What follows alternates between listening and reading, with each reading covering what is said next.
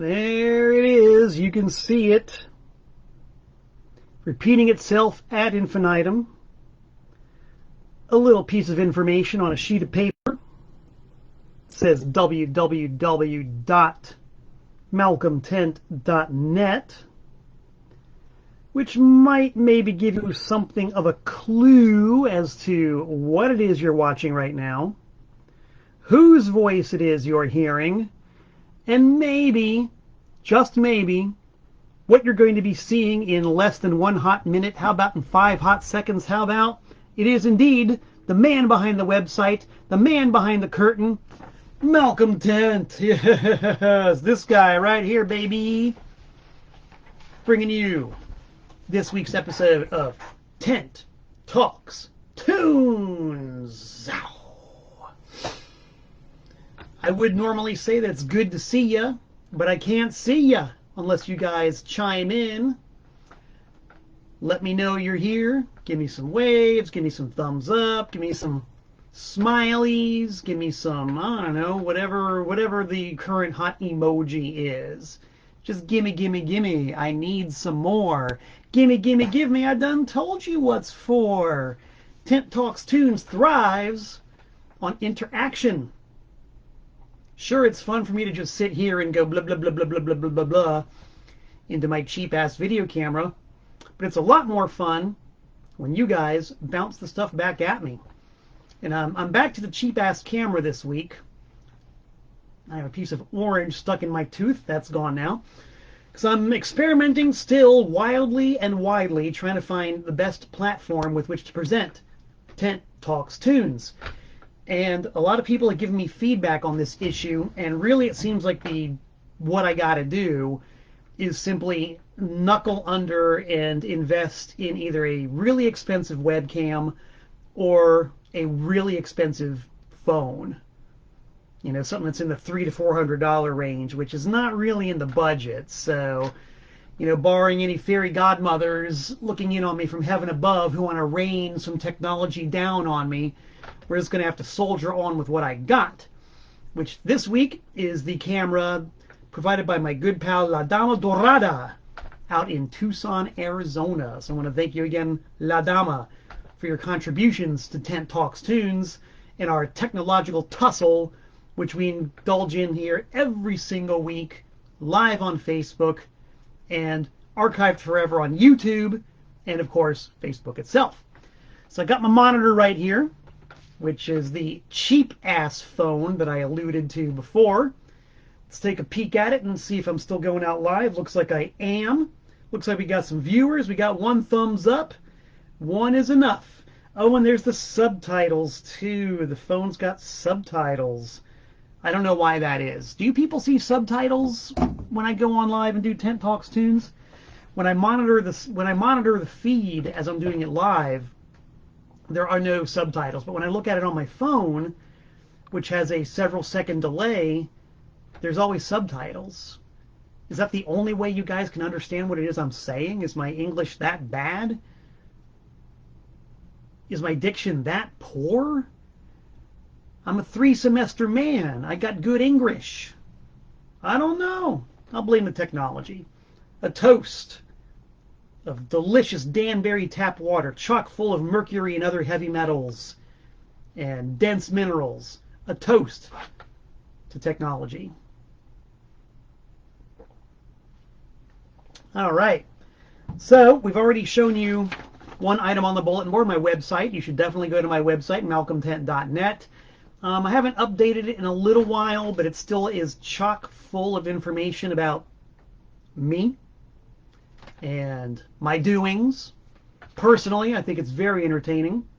So please do go check out malcolmtent.net. That's a bulletin board item. Here's another bunch of calendar items which are on the actual bulletin board. You've heard me for weeks and weeks and weeks talking about the pair of shows we have coming up Friday, May 20th at the Tipsy Burro in Charlotte, North Carolina.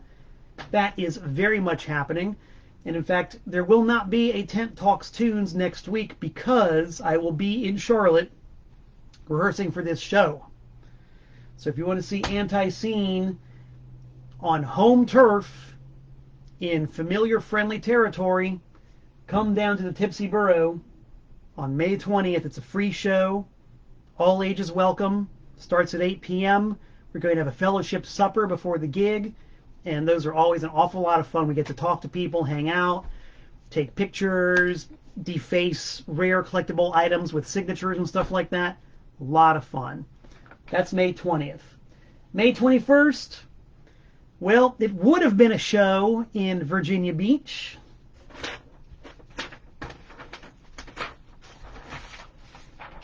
Now it's just another date on the calendar with nothing happening. The show has been canceled. Antiseen is not playing Virginia Beach on the 21st. So don't go to Virginia Beach on the 21st. You have no reason whatsoever to go to Virginia Beach on the 21st for anything. Just don't do it. Do not go to Virginia Beach on the 21st. I'm not. No one else from the band is. So, I mean, unless you've got some kind of weird fetish about wasting your time in Virginia Beach, don't do it. Just don't do it. I'm trying to save you guys some hassle. Big hassle. From what I understand, and I saw a post about this the other day, the venue that was going to host our show had some kind of, and I hope you'll forgive my language, I don't like to use profanity very often unless it's to make a point, or if I feel very strongly about something, then the profanity might come out. But when I have a really good gig canceled because of some fucking bullshit that went down at a show or somebody got injured, that makes me use profanity, and that irritates me. And I don't know, I've been looking online all over the place to see exactly what happened at the venue to make them cancel the show. If anybody knows exactly what happened, kindly leave a comment and let us know, because I'm really curious. You know, when we've had a show that's been planned for as long as it's been planned and booked with a lot of goodwill on behalf of the promoter and the venue, I'm sure, and we in the band, and to have it scrubbed at almost the last minute because of some stupidity at a show, that irks me. It really, really irks me, and it made me use profanity. Ugh. So yeah, Virginia Beach. I hope to reschedule. We hope to reschedule an Antiseen show in Virginia Beach. We're kind of thinking November, but I don't know. It's still too early to tell. We're not done with Virginia Beach yet. But it just ain't happening on the 21st when it was gonna. Oh well. To perseverance.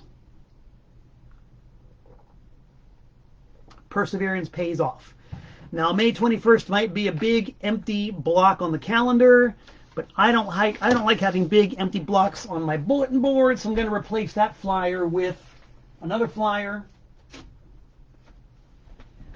Let's say you were going to go to the Antiseen show in Virginia Beach on the 21st, but now you're not. Well, you can go to the Antiseen YouTube channel and sort of pretend that maybe you're watching us play live. There's a lot of live performances on there. There are episodes of Jeff Clayton's show Break On Through. Lots to do when you're in Virginia Beach and you're dead, to paraphrase Warren Zevon. Let's take a look at the monitor and see who's saying what here, see who's tuned in and where they are. Yes, Jenny DeSoto, my birthday buddy from New Jersey, says that she sees subtitles, but she prefers them.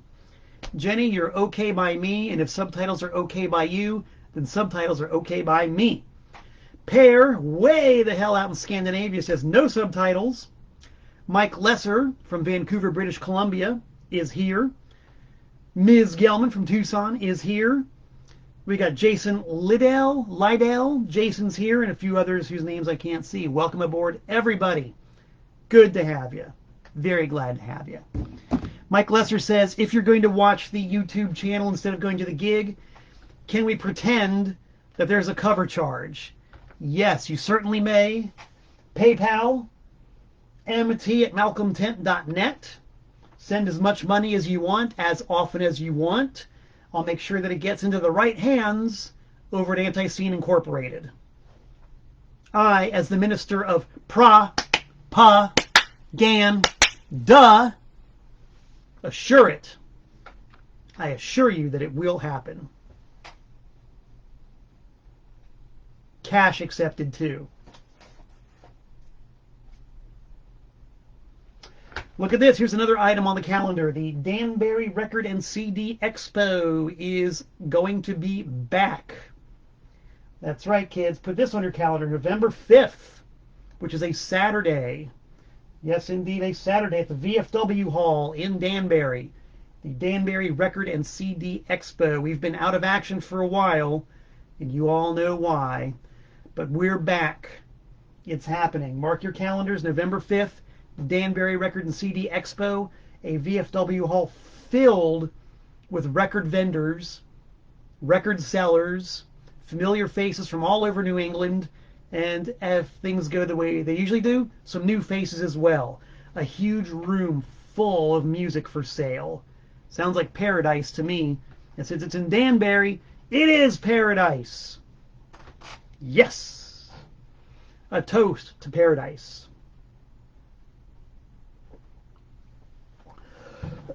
Excuse me, I'm very excited. I mentioned my friend Mike Lesser from Vancouver, British Columbia a second ago.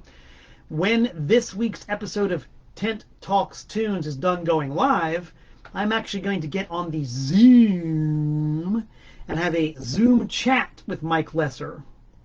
And we're going to talk about a band that Mike was in many, many years ago in South Florida called, and here's the visual, the Gay Cowboys in Bondage.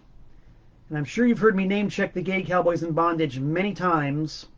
Well, I'm actually going to sit down with Mike and we're going to talk about the aforementioned Gay Cowboys in Bondage and their place and their part in the South Florida punk scene of the early 80s.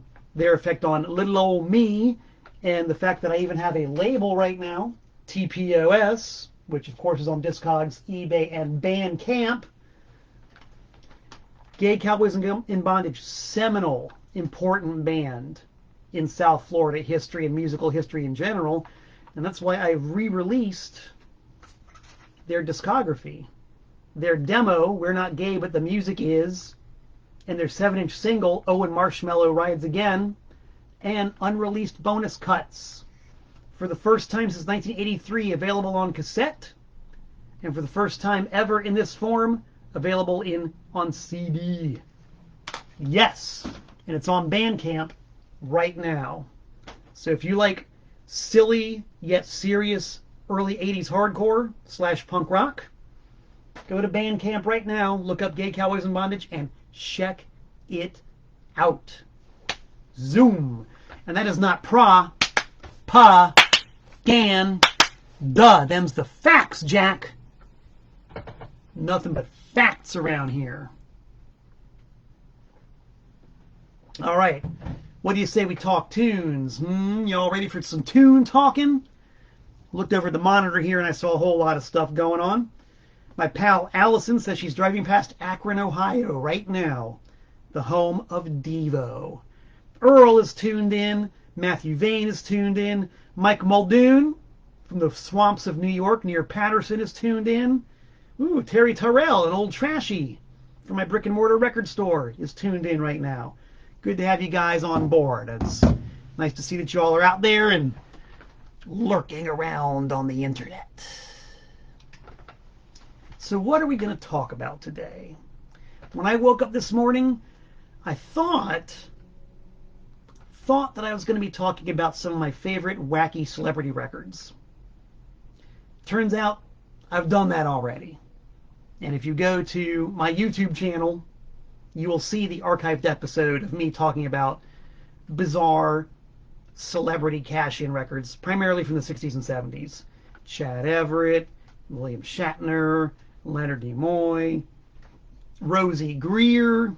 I mean, all kinds of nutty semi-musical records. So having done that already, I was kind of left in a bit of a bind. And so I asked you, the people, what do I talk about?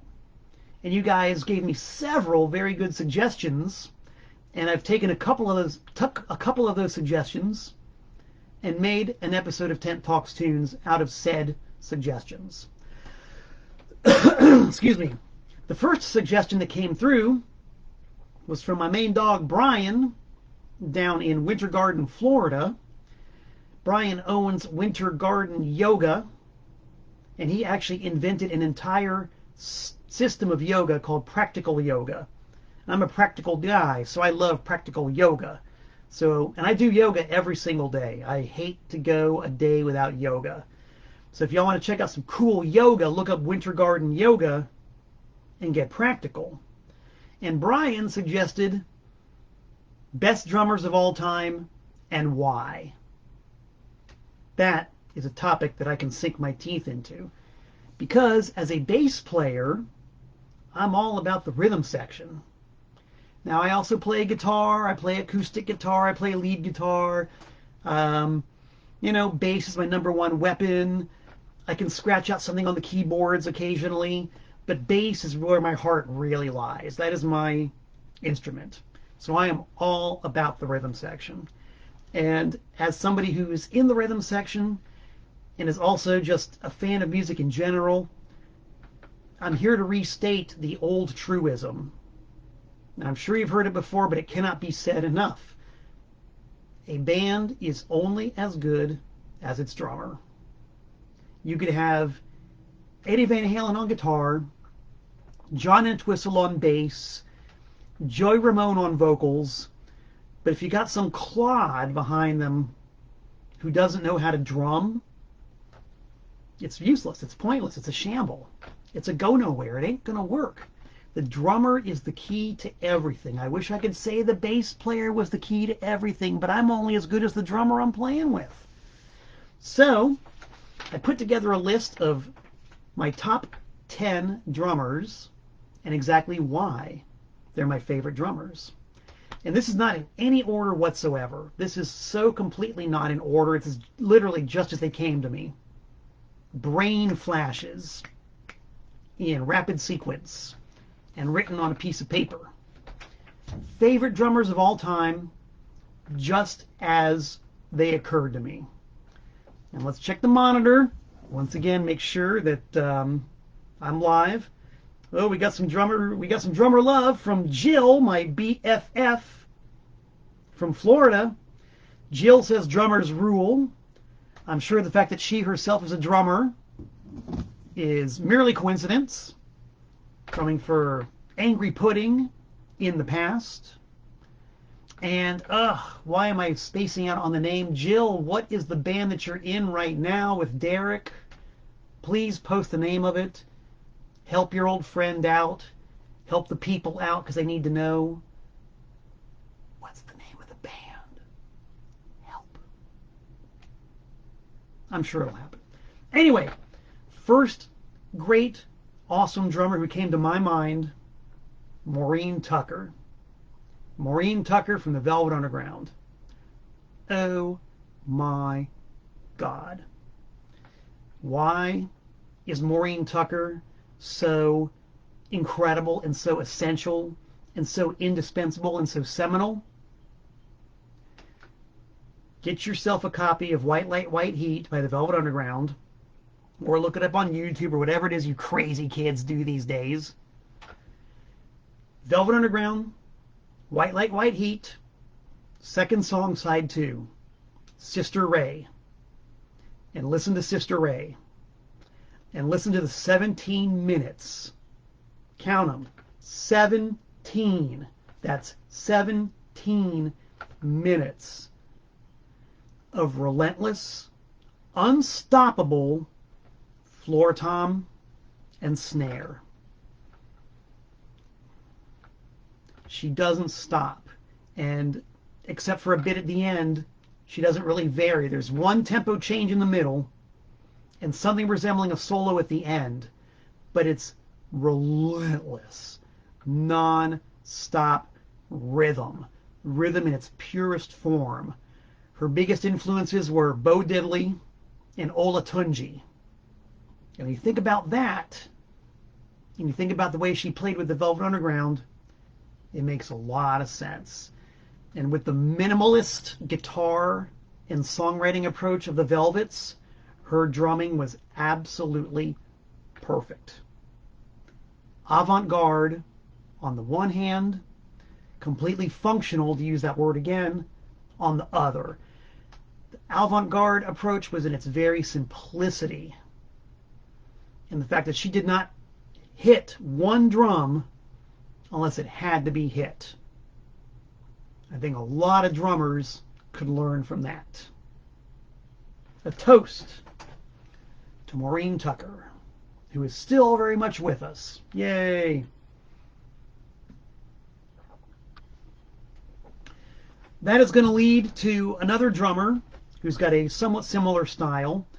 A drummer who has taken a lot of flack over the years for being simplistic.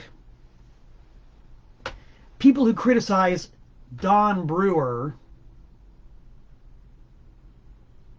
of the almighty Grand Funk Railroad are missing the point.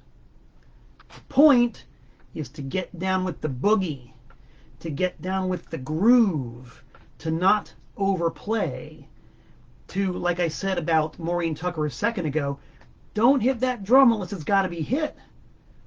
Unless that beat belongs there, don't do it. Don Brewer was the master of that style. And to use a similar example to Sister Ray, Grand Funk live album, same deal, side 2, second song, Inside Looking Out. Grand Funk's monumental cover of the Eric Burdon and the Animals song. Almost 12 minutes of straightforward 4/4, no-nonsense bliss. If you're not up and dancing around the room by the midway mark of Inside Looking Out, I don't know, maybe your legs don't work, maybe your spine's out of whack, maybe I don't know, your brainstem's not transmitting the information properly. Maybe you're deaf. But hell, deaf people can dance too, sometimes better than people with hearing. The thing is, you got to get with that rhythm, and Don Brewer's about the rhythm. Nobody ever accused James Brown's drummers of being simplistic. Certainly not. You think Clyde Stubblefield was simplistic? Hell no. Think James Brown? Apply it to Grand Funk. And it makes sense. It makes sense. It's about the groove and getting that audience to shake a tail feather, mother. Don Brewer. And I'll take Grand Funk Railroad over Cream any day. And twice on Sunday. Cream.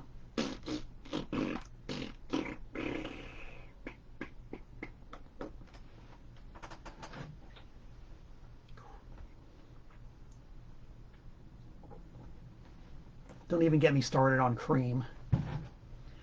Next up, two drummers who are very much the opposites of Don Brewer and Maureen Tucker. Drummers whose styles are really complex, but with purpose. Two drummers whose styles are locomotive. The styles propel. The styles mesh perfectly with the guitar players in their respective bands. And that's an interesting statement to make because normally the rhythm section is the bass and drums. For these next two examples, the rhythm section is the bass and the guitar, which makes for a very interesting listening experience. One that you ain't going to hear anywhere else except in these two bands. And I never really thought about it, but the one was apparently very influenced by the other. And as I talk about it more, and I think about how each of these drummers interacted with their respective guitar players, and the way that each one of them used the ride cymbal as their primary timekeeper, it did lots and lots of bouncing and shadow beats on the snare. It does make a lot of sense that Grant Hart of Husker Du would have been very influenced by Keith Moon of The Who. A lot of similarities there. Totally opposite.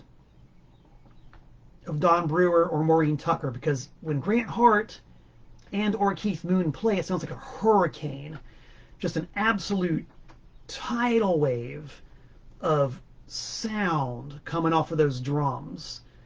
And it's like you almost have to take a step back because it's such a blitzkrieg of just sheer sound and rhythm, concentrating on the ride cymbals, which just wash over everything and blend perfectly with the huge chords of Pete Townsend of The Who and Bob Mould of Husker Du.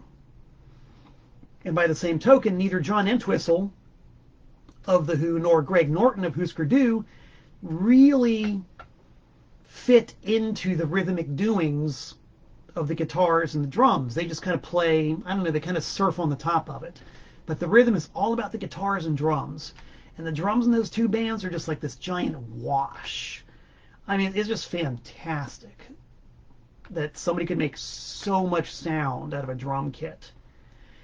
And I think that for the best examples, check out this one album. It's a live album by Husker Du called The Living End.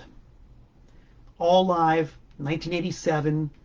Grant Hart in full force behind that drum kit. And there's a song on there in particular called She Floated Away. And I swear to God, the way Grant Hart plays the cymbals on that song, it's like symphonic. It's a piece of music unto itself. And in my opinion, if you want to check out The Who and Keith Moon in full force, check out any of the live recordings, from 1969 or 1970. There is video circulating of The Who live at Woodstock. To me, that's the pinnacle. That's the ultimate. That is that band at their absolute best, which means Keith Moon at his absolute best. There's also video of The Who live at Tanglewood, Massachusetts from the year following, which is pretty damn close. And I wish there was a Moon cam on both of those shows, because I could just sit there and watch Keith Moon bashing the hell out of those cymbals all night long. And the fact that if you watch one performance to the next, you'll see that he's not just winging it, he's playing actual parts. Same thing with Grant. He's not just bashing away and flailing away like an octopus. He's playing very specific parts for every song, and they don't vary. That is a drummer.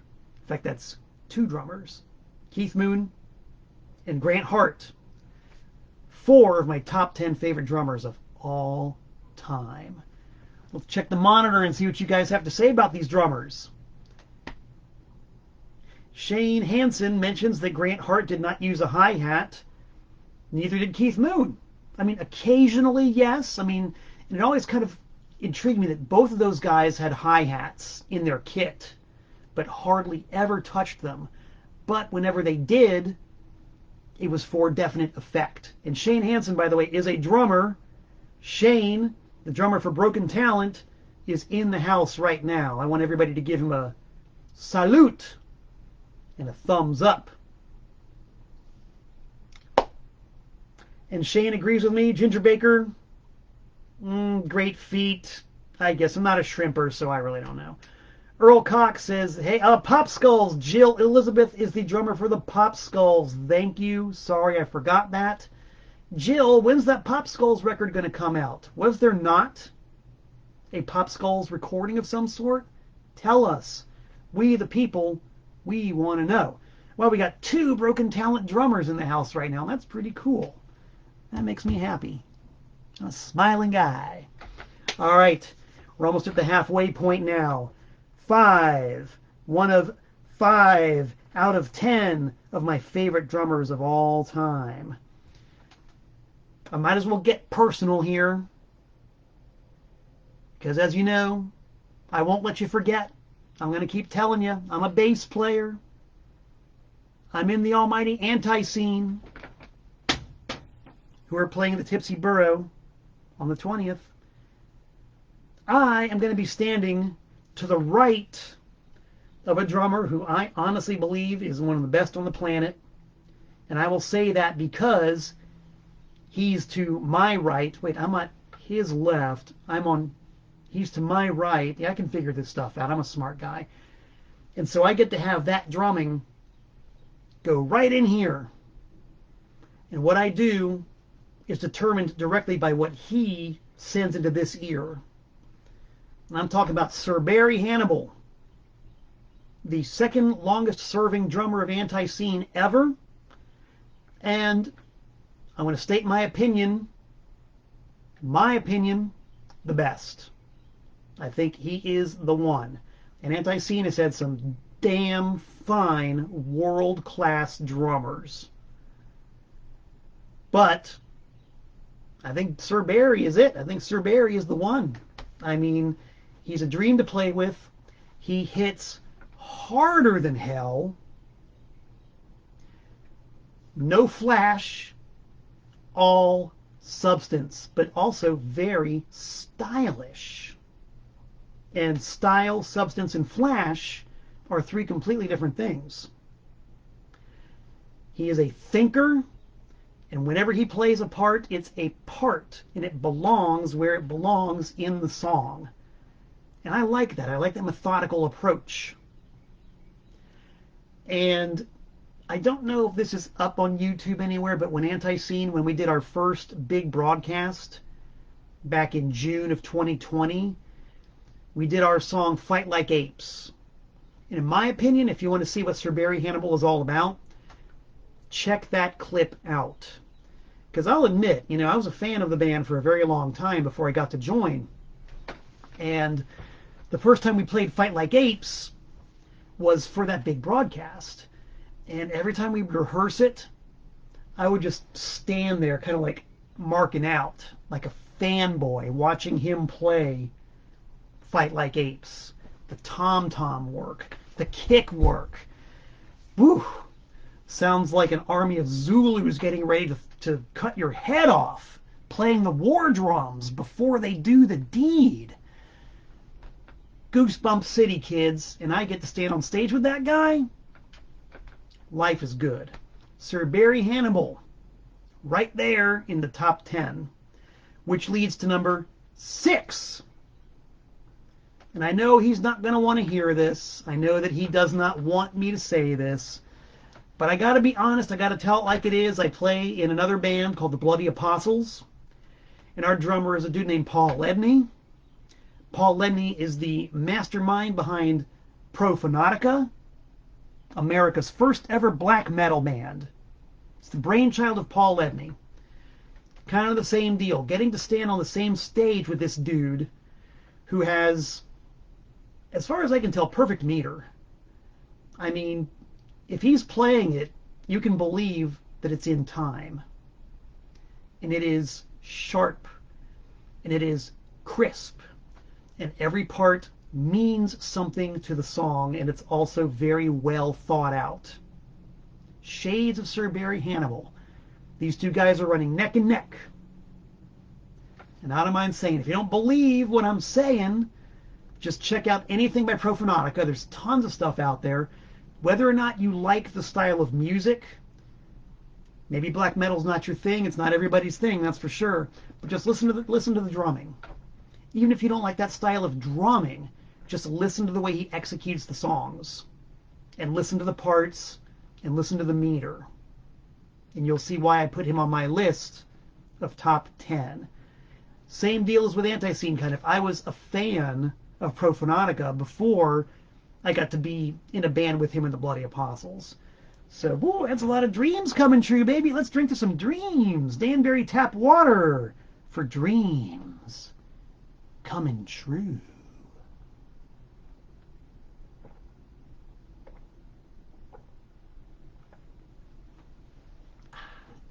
By the way, I'm wondering if you guys have any feedback on the picture. Is today's picture better than it has been the past few weeks when I was using my phone? Can I have some feedback about that? Do I look good? Do I sound good? Does this camera work as well as or better than my phone? I think I like the camera better. It's easier to use. It's easier to monitor. I can just use this phone as a monitor. And I think the picture quality is good. What do you say, Johnny Perkins? What do you say, Michael Rose? What do you say? Alan says it looks good. Stephen Young, what do you think? Help me out. Help me talk tunes, gang. Help me talk tunes. All right. 4 drummers to go, and since we're keeping it local, I might as well talk about a drummer who I've had the pleasure of sharing the stage with. Odds are you guys have not heard of this dude, but in Danbury in Western Connecticut, people have heard of this dude. And I've played with a lot of really good drummers in this part of the world. But I'll bet you dollars to dog biscuits that if we're sitting around talking, me and one of these other drummers, if we're sitting around talking and the name Chris Mitchell comes up, everybody agrees, the drummers included, they all say, yeah, Chris Mitchell. And that's all you have to say. The dude, unbelievable. He started out playing in Monsterland and then later ended up in Head, H-E-D, Head. How to describe Chris Mitchell? Chris Mitchell's language is the drums. That's how he communicates. If he's got something to say, he says it with the drums. Therefore, his style of drumming is incredibly, it's language, it's verbal, it's linguistic, it's fluid. It's hearing it on recording is one thing, but seeing this guy play live is something else entirely. And I am happy to say I've got an example. If you want to hear why I'm marking out over this dude, why I'm going utterly gaga over the playing of this one guy from Danbury, Connecticut, you can find out yourself. Go to Bandcamp. When you're on Bandcamp, look up TPOS. When you're on the TPOS page, I'll admit it's a little bit of self-promotion here. Look at the Malcolm Tent section, and then look at the albums in my section. Or if you want to go through all that trouble, just go to Bandcamp and look up the band BB Gun and look up the album entitled August. That's what the cover looks like. It says La Sirena, but the name of the album is August. BB Gun, August. And find the track called In a Hell / Inside the Shell. Inside the Shell is the one you want. BB Gun, August on Bandcamp. The story behind that song is I was futzing around one day with the bass and I came up with this riff. And it was one of those riffs that just wouldn't quit. It just perpetuated itself. It was like perpetual motion bass riff. It wouldn't stop. I would just play this riff and play it over and over and over and over again. And I kept thinking, well, it's got to resolve itself somehow. It's got to go somewhere. But it wouldn't. It was just perfect on its own. And if you guys have listened to Flipper or The Fall or Joy Division or Hawkwind for that matter, you know what I'm talking about. The bass riff in any song by any of those bands is the song. And it doesn't have to break into a chorus or a verse or a bridge or middle eight. All you need is that killer bass riff. And this song ended up being one of them. Or I should say this riff ended up being a song like that. So I thought, okay, I've got this bass line that goes on forever. How do I make that into a song? Well, we'll make it seem like it's going on forever. I'll make it go for 24 measures, arbitrarily. I'll play it 24 times in a row. And in order for a bass line that's going to repeat 24 times in a row, it needs a drummer to push it along and keep it interesting. This is one of those things where maybe Maureen Tucker would not be the right woman for the job. Maybe Don Brewer wouldn't be the right man for the job. But Chris Mitchell from Head and Monsterland was the perfect man for the job. So we got together. And it just blows my mind to this day.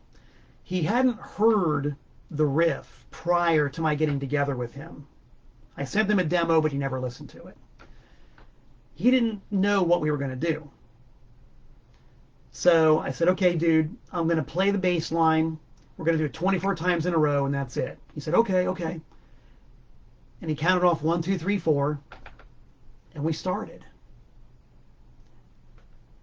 And I swear to God, it was just as if this thing had been scored. And you listen to the way he plays that song from one measure to another over the course of 24 measures, the dude does not repeat himself once. He does not indulge in redundancy. And he moves that song until it finally, after 24 choruses, comes to an end. And the funny thing is, the version that's on Bandcamp, which is 24 choruses long, I had to edit from an almost 40-minute jam that ended up from that session. It's like we played the 24 choruses and then we just kept going. We never stopped until the whole thing just finally, after 45 minutes, ran out of steam. That, my friends, that's some drumming, dude. That is some drumming. So I am very happy to put Chris Mitchell in my list of top 10 great drummers of all time, whether you're local, whether you're worldwide, whether you're on 500 records or only a couple. Great drumming is great drumming. And man, what a delight. What an absolute delight to have gotten to experience that. That was really something. Another toast of Danbury Tap.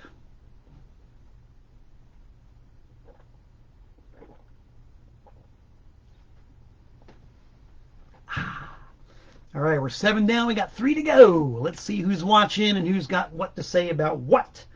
Oh, look at them comments running in. This is great. Larry Mann says, stop obsessing. Larry, that's why I do what I do, man. Every week it's all about the obsession. I mean, you're the guy who watches me every single week. Let's hear it for obsession. Yes. And never stopping. Oh, obsession is good. I love obsession. All right, I got my piece of paper right here. We're going to get into drummer number 8. Once again, in no particular order, just as I came to them. The album that this dude is probably best known for playing the drums does not even have his name on the cover. His picture's on the cover, but his name's not on the cover. Why is that, you might ask? The answer is probably because the guy whose name is most prominent on the cover was, by all accounts, a despotic tyrant who was very good at playing mind games, totally prone to temper tantrums, and was very happy to completely excise a band member from the written record, even if it was to his own detriment, which it usually was. And I don't mean the excised member, I mean the despot whose name is on the cover. I mean Captain Beefheart, the artist also known as Don Van Vliet. If you look at original pressings of Trout Mask Replica by Captain Beefheart and the Magic Band, the name Drumbo is nowhere to be found.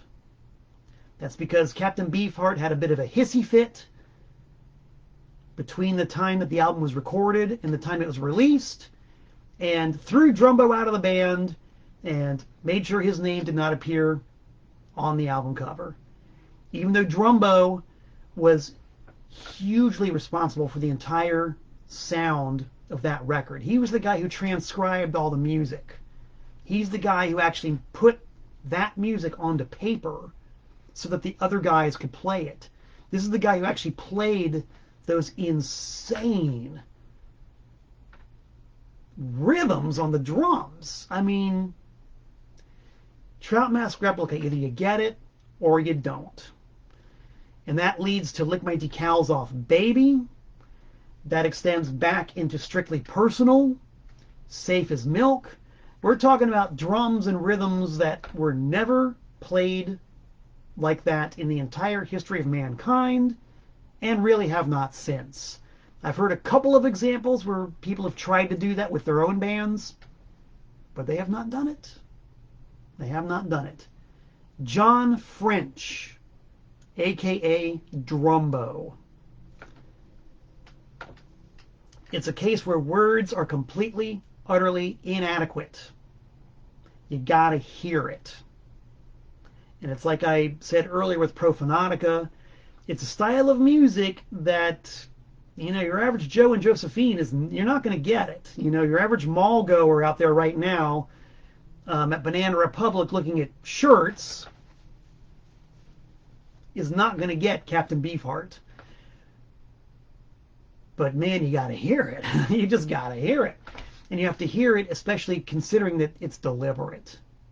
It's not just a shambles. It's deliberate. Look it up. John French, a.k.a. Drumbo. Man, utterly unique. Number 9, number 9, number 9, number 9, number 9, Alan Myers, the human metronome. Alan Myers of Devo. Sure, you probably would have guessed Devo is going to come up at some point. As almost anything relating to me, you can be reasonably assured that Devo is going to come up at some point. I admit it. Larry Mann said, "Stop being obsessed." Is that the exact words? No, Larry said, "Stop obsessing." I can't help it. I'm good at it. When it comes to Devo, D-E-V-O from O-H-I-O, there's pretty much nothing else to do but obsess as far as I'm concerned. But all obsessions notwithstanding, when you're going to talk about sheer musicianship, Alan Myers of Devo.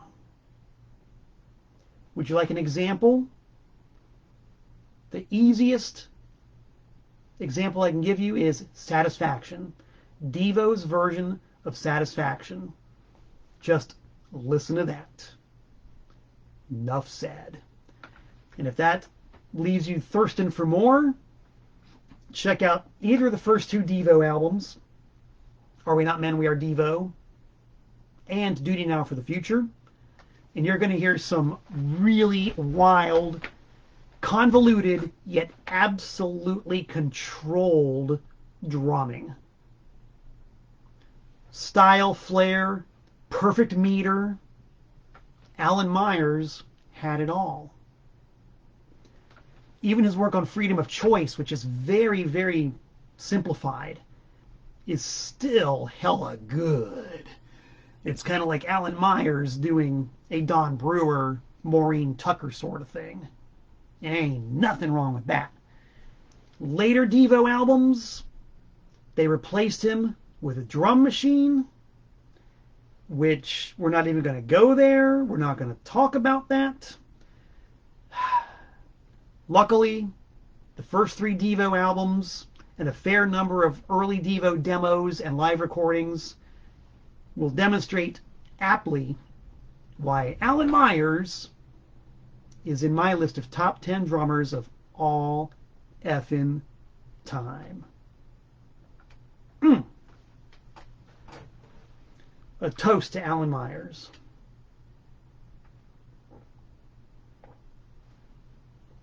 He grew up drinking Akron tap water. Maybe that explains something. I don't know. The tap water in Akron and Kent and Cuyahoga Falls, all those places south of Cleveland. I don't know. My 10th drummer in my list of 10, once again, just completely random, This is not any sort of order. I'm not going I'm not going by merit or perceived merit, just as they came to me. I don't even know this guy's name. And I'm sure that any of you out there who are internet savvy can find out the name of this dude. But a Japanese guy who plays under the name of Ruins. I'm pretty sure that Ruins had some releases on the Shimmy Disc label in the 90s. I don't know if Ruins is still active or not, but I will never, ever, ever forget going to this gig at SUNY Purchase, which is the art school about 45 minutes south of me in Purchase, New York. SUNY Purchase for a long time had some amazing shows. They had some incredible bands play there, and it was usually students only. You know, like if you weren't a student or an alumni or a faculty member of SUNY Purchase, you wouldn't know about these shows. Luckily for me, I used to sell records at SUNY Purchase. I'd go down there 2 or 3 times a semester, set up a table, sell records, talk to the people, and learn about these great campus-only shows. And I got the word one year, I forget exactly when, I think it was around 2004, 2005-ish, that Made in Mexico, which is an offshoot of Arab on Radar. And if you don't know Arab on Radar, check out Arab on Radar. I love Arab on Radar. I love them. They broke up acrimoniously. A couple of them later went on to be the Chinese Stars, and a couple of them later went on to be Made in Mexico. So I love Arab on Radar. 2 of the dudes are playing SUNY Purchase with their new band Made in Mexico. Of course I'm going to go see them. They were on the bill with this band Ruins, who I knew nothing about. I just knew that Ruins had an album. I sold a few. They're supposed to be kind of cool. Didn't know what they were. But hey, if they're playing with Made in Mexico, they're all right by me. So go to the show. The show was in this big venue called the Stewed, short for the Student Center. It was kind of like an aircraft hangar, a really big, giant shed of a room. I think on a good day, you could probably pack a couple thousand people in there. And I'd been to shows at SUNY Purchase which had like a couple thousand people there. Completely nuts. For this night, if you take the term couple thousand and remove the word thousand, that's about how many people were there. There were a couple of people there. Me and, well, a couple of people. So Made in Mexico get up. They play their set. I thought they were great. They get off the stage, they join the few of us in the crowd, and get ready to watch Ruins. I did not know that Ruins, at least at the night I saw Ruins, was a one-man band. This one dude from Japan. And he set up his gear, which was a drum set, like a really nice drum set, and what I guess was a sequencer or I'm pretty sure this was like pre-laptop days. So I'm pretty sure he had a sequencer of some sort. And it sat on the stage. And so he pressed a button, and he sat down behind the drums, and there was a click, click, click, click, and all of a sudden this, I might have used this word before, insanely complex, polyrhythmic, convoluted, multi-layered stuff just started coming out of the sequencer, and the Ruins guy started playing along with it live on the drums. Why is my alarm going off? Shush. This dude was playing live drums to this absolute unbelievable blitz of like 16th note, 32nd note, layered 64th notes, all this. I mean, I could not believe what I was hearing. I could not believe this guy was playing along with it live flawlessly. It was astonishing. And he's doing it in this great big old airplane hangar to an audience of the people from Made in Mexico, myself, and a couple of students from SUNY Purchase. We're talking about virtuosic shite. And this guy played, I believe, 45 minutes on the mark. And then the sequencer stopped. And he's bowed. And that was the end of the show. Maybe my description doesn't do it justice. Maybe there's stuff out there on video that you can see. But this guy, I just couldn't believe it. And the Made in Mexico dudes told me that he played a different set every night. That he sequenced a whole different set every night. So it wasn't like he even had a chance to memorize this stuff. He was playing a different thing every night. And if he was winging it or improvising it, you'd never know, because it was tighter than fist. Easily one of the most breathtaking performances I've ever seen in my life. And it was just one guy sitting behind the drums. F&A, man. Ruins. Number 10 on my top 10 list, just because that's the number of drummers I remembered in the order I remembered them in. And we could do honorable mentions all day and all night. My machine's got to stop. I mean, you'll notice I didn't even mention Tommy Ramone. I could have talked about Tommy Ramone for quite a while. Who else did I not mention? Here's another one on here. I didn't mention Ringo. I was going to talk about Ringo Starr. I forgot to talk about Ringo. To have a list of top 10 greatest drummers in the history of rock and roll without talking about Ringo? Embarrassing. And this doesn't even mention jazz drummers or funk drummers. I did talk about Clyde Stubblefield for just about a second. But, man, this would require several episodes of Tent Talks Tunes if we're going to try to get all the drummers. So we'll just leave it at 10 for tonight. All rock and roll. All just as they came to my soon-to-be 58-year-old brain. And that, my friends, is this week's episode. Let's just do one last check-in to see who's... hey, Neil is tuned in, Tom, Bruiser Braswell, Brian from Florida. Good to have you guys on. And good to have you guys here as I prepare to sign off and hit that long, lonesome highway to the Queen City of Charlotte, North Carolina, where I will be next week.